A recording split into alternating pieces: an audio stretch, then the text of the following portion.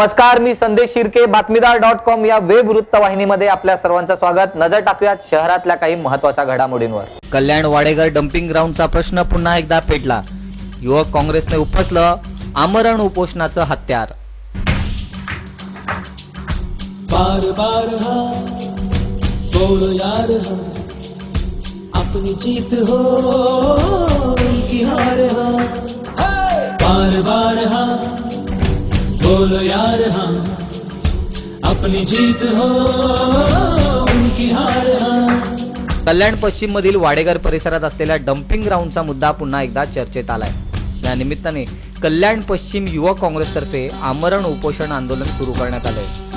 कल्याणच्या शिवाजी चौकात भिवंडी लोकसभा युवक काँग्रेस अध्यक्ष ब्रिज दत्त, महिला अध्यक्ष कांचन कुलकर्णी यांच्यासह राकेश मुथा, जतीन प्रजापती, शैलेश तिवारी, राहुल शर्मा, शकील खान आदी मंडळींनी या प्रश्नासाठी आता आमरण उपोषणाचं हत्यार उपसलंय। आज आम्ही गांधीगिरीच्या माध्यमातून इथे उपोषणाला बसलोय।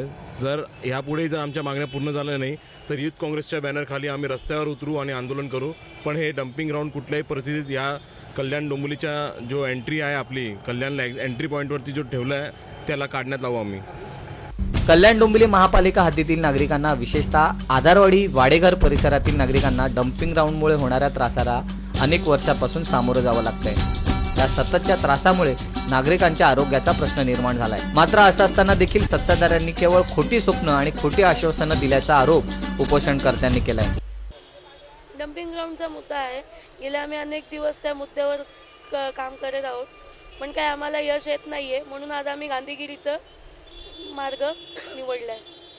अशीच माझी जेव्हापर्यंत माझी जी काही मागणी आहे ती पूर्ण होणार नाही तेव्हापर्यंत मी इथून उठणार नाही। डम्पिंग ग्राउंडची क्षमता संपुष्टात आलेली असतानाही अद्याप तिथे कचरा टाकण्याचं काम सुरू आहे। त्यामुळे नागरिकांचे प्रश्न सोडवायचेच नाहीत, मग त्या खुर्च्यावर कशाला बसलायत असा सवाल यावेळी आंदोलनकर्त्यांनी केलाय।